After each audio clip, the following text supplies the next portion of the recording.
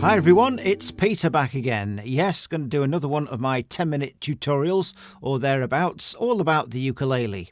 Now, this is number 8 and the other 7 are on my YouTube channel, so if you get a chance, check them out. Now, one thing you definitely need to do, this is part 2 of talking about chords, inversions and the fretboard. If you haven't watched the previous one, you'll need to watch it because otherwise this will not make sense at all. So I'm going to presume now that you're watching this and you've watched the one prior, and this is all about the fretboard. Let's get right into it. Now, another thing that you're going to need is a printout. Now, if you go to the YouTube description, you'll see there's a link there. If you click on it and print it, preferably in colour, this is going to be a lot easier. Right, so let's presume now you've got everything in front of you. We're raring to go. So last time we looked at doing inversions of chords and we looked at the individual notes. For example, I think we did the chord of E7 and we proved that if we did it up here, by checking we had the same notes or components, even though they might be in a different order or a different octave even, it is basically the same chord. So that becomes an inversion of that. Now, inversions, I said, are going into a little bit more detail, but I want to make this a bit of fun as well. Now, to be able to write it down on the sheets, if you're looking at sheet number 1, you'll notice you've got 4 yellow lines. Well, those are your strings. Now, to help you, I've also written nose to toes. So I want you to imagine that this is your nose, obviously, and you're looking across the strings this way. So you're looking down strings 4, 3, 2, and 1. Okay, so that's written on the right hand side of page 1, and also on the other side I've written G, C, E, A, so you can't get confused there. Now each of the strings has got a sort of name of the note. Now you might be asking, why on earth did I not do it sort of vertically rather than horizontally? Well, the reason was I wanted to write in wherever we got a sharp we could also have a flat, and vice versa.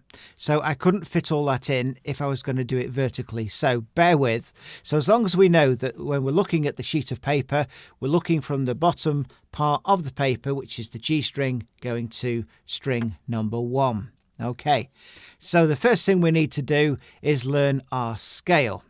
Now, this is pretty easy to do if you know your alphabet, okay? And I'm literally talking from A to G, okay? So there are going to be sharps and flats involved. However, I want you to remember this. This is vitally important, otherwise this will not make sense.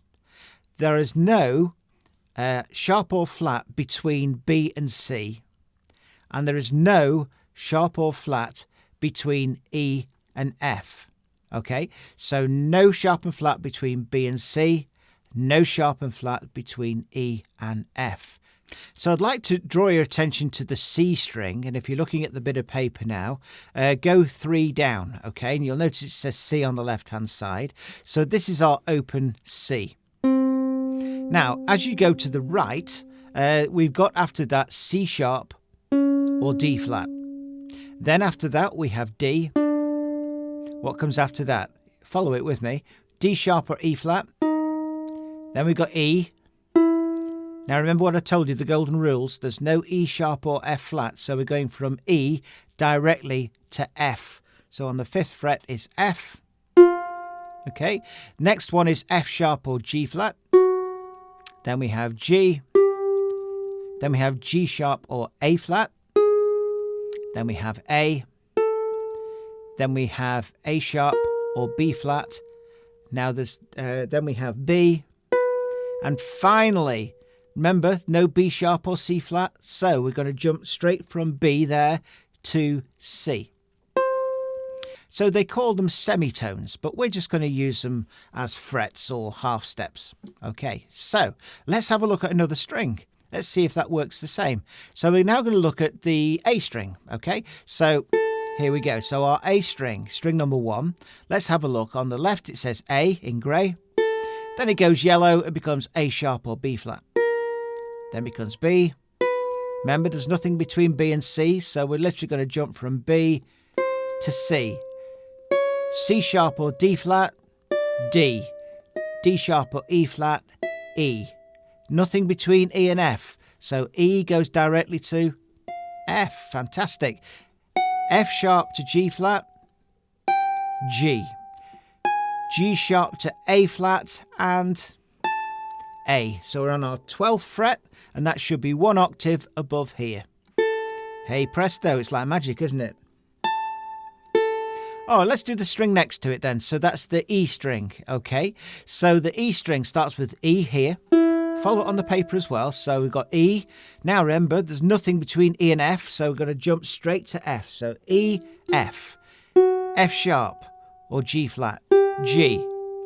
G sharp or A flat, A. A sharp or B flat, B. No B sharp or C flat, so we're going from B to C. You've got it. You're getting the idea. C sharp or D flat, D. D sharp or E flat, E. So our 12th fret, where the octaves are, I've worked my way back to E again. So this will work for any string, okay? And you can have a play at your leisure, but we've got about 10 minutes, probably about 5 minutes left now. So what you want to do perhaps after this lesson is just have a go yourself without looking at the sheet. If you get lost, pick the sheet up and just follow one of the strings from its open bit, going all the way up to the 12th fret, which is its octave. Now, why on earth do we need to know that for the ukulele? So, believe it or not, the chords, when we move them from one fret to the next, to the next, to the next, work in exactly the same way as what the individual notes do. That's why I was showing you the notes to start with our open strings, working our way to the 12th fret. Let me prove it. So I'm going to take a chord of D dominant 7. Remember the 7's dominant 7? D dominant 7. All right, so what comes after D? Yeah, we've got D sharp or E flat. Yeah. After E flat, it becomes E. So we now have an E7, okay? So I'm now going to play, as we did in the previous lesson, an E7. You get the idea? Now then, the next thing we're going to do is introduce you to a second bit of paper. Right, so we now have our second piece of paper, and it looks very similar to the first one. However, we've added a little bit more colour into it. Now, the reason for that is we're going to take the shape of A dominant 7. Most know it as A7, but technically, remember, A dominant 7 is its true name. And we're actually going to move it to 4 different places on the fretboard. Now there is a third bit of paper that might be worth having on one side, and it looks like this. Now the colours on those chord shapes marry up with the colours that I've got on the fretboard on page 2. So let's have a look. If we're going to play an A dominant 7th, which is here, we have this going on. A very simple chord to play, and if you actually analyse what you're actually playing, you've got a note of G, you've got a C sharp or a D flat, yeah?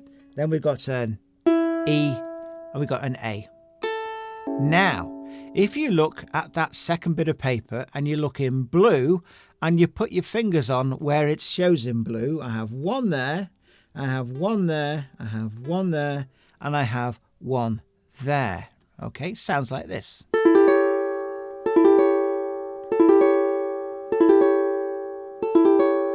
Okay, but we need to prove that that is true, that I haven't just made it up. Okay, so remember in the first one we did, all the components of the first chord, the root position, has to be in the second one. So we've said that we've got a G, we've got a C sharp, we've got an E, we've got an A. So we've got to find those. They don't have to be in that order. Let's have a look what we've got. So basically we have an A on this string, we have an E here, we have a G, and we've got a C sharp there. Now, you might say to me, well, hang on a minute. That's a higher octave than when it was... Doesn't matter. So it doesn't matter of the order of the notes, and it doesn't matter what octave they are played. So we've now got an inversion of the A7. Now I'm going to show you now using the fretboard, using the notes of the scale that make up the musical scale and proving it to you. So with the G7, just for now, what I'm going to do is I'm going to change my fingers, which frees up this finger here, okay? But we've got basically still a G7. Okay, now we're going to prove how this G7 can become an A7. So we've said that if we got here G, and this is our G, note of G, okay? If we were to go up one, we have G sharp 7, don't we? Or A flat 7. What's after G sharp or A flat? A, exactly. Right, so we've proven, not only looking at the individual notes, that we've got the same chord, we've also proven using scales that going from G7, going up 2 frets, becomes A7. Let's pick another one. Okay, perhaps one of my favourite ones. The E7 shape. Again, we're going to use different fingers so we can move it. So we're going to use those fingers, play the chord of E7 just like so. Okay. By taking it up 1, I've now got to block the 2nd string. So this is now an F7 because we've gone from E7. There is no E sharp or F flat. Do you remember? Yeah. So I've got the E7 going up 1 is F7. Going up another, F sharp 7. Remember, I'm looking for that A7, but we're not there yet. F sharp 7. If I go up another one, I've got G7, okay? If I go up another one, G sharp 7. I think we're getting close. What's the next one? A7. Cool. So the notes and the chords remain the same. Okay, so we had E7, F7, F sharp 7, G7, G sharp 7, and A7 is what we were looking for. Now, if you look on your sheet again, in a sort of pale pink sort of colour, you'll notice that we have the names of the notes. So let's remember what they were down here. We had a G, a C sharp, an E, and an A. So we need to be finding those in this shape. So let's have a look. And remember, there could be a different octave and a different order. So let's have a look. Well, we got our C sharp here. We got our G here. We got our A here. And we got our E here. It's a very high one, isn't it? Yeah? So by using our scales, we've worked out that we can move a chord that's down here up, up, up, up, up until we get to where it needs to be. Now, of course, any chord can move. It doesn't have to be a dominant 7. It could be a major chord. It could be a minor chord. It could be all sorts of chords that can move from here, working their way up the fretboard. So I hope you found this interesting. I always find it interesting talking about this, looking at the individual notes that are on our fretboard, and then using that exact same principle of using the alphabet between A and G, and remembering the sharps and flats. But the most important bit of all is there is no B sharp or C flat. There is no E sharp or F flat. If you can remember that, tell you, you're going to be a fantastic uke player. I hope you've enjoyed this. If you found it useful, please press like. And also, if you subscribe to me, you'll be notified of the next one that comes along in the series. It's completely free of charge to subscribe. So, hopefully, see you soon. Take care. Bye-bye.